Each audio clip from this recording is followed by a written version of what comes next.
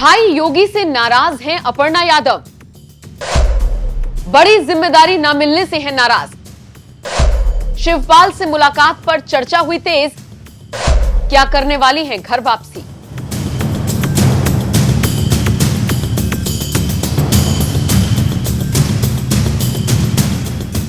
नमस्कार, मैं हूं आपके साथ नम्रता।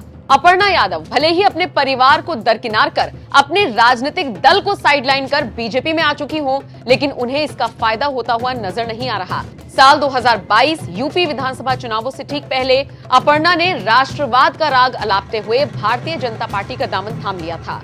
उम्मीद की जा रही थी कि बीजेपी आलाकमान उन्हें अखिलेश और उनकी सपा के खिलाफ चुनावी मैदान में उतारेगी, और ये उम्मीद सिर्फ प्रदेश की जनता को ही नहीं थी बल्कि शायद उन्हें खुद भी थी। लेकिन ये उम्मीद तब टूटी जब चुनाव दर चुनाव होते गए और अपर्णा को कोई खास जिम्मेदारी नहीं मिली।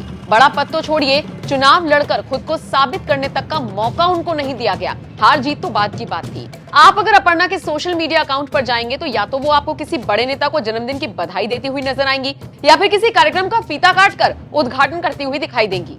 इक्का दुक्का चुनावी कार्यक्रम में भी आपको दिख जाएंगी, लेकिन उससे इतर बीजेपी ने उन्हें कोई जिम्मेदारी नहीं दी है।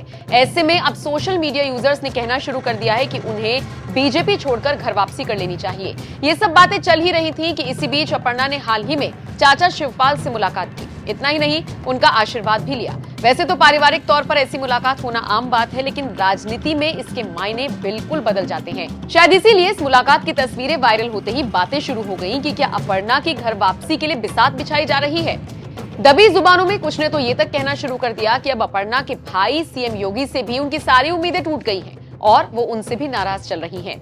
ये बातें तब और उठने लगी जब हाल ही में रक्षाबंधन के मौके पर अपर्णा और योगी आदित्यनाथ की कोई तस्वीर सामने नहीं आई।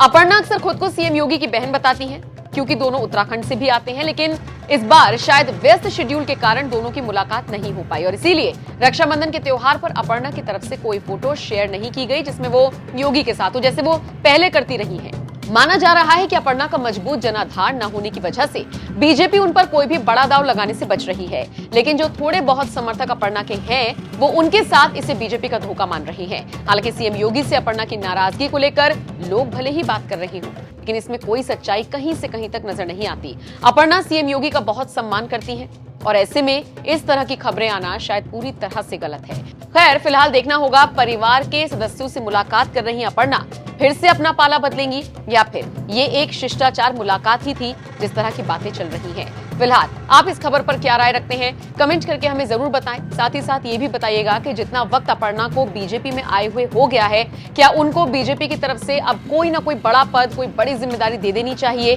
अगर हाँ, तो कौन सा पद होना चाहिए? और जिस तरीके से बीजेपी लगातार देर कर रही है उसके पीछे का कारण आप क्या मानते हैं? कमेंट बॉक्स में अपनी राय हमें जरूर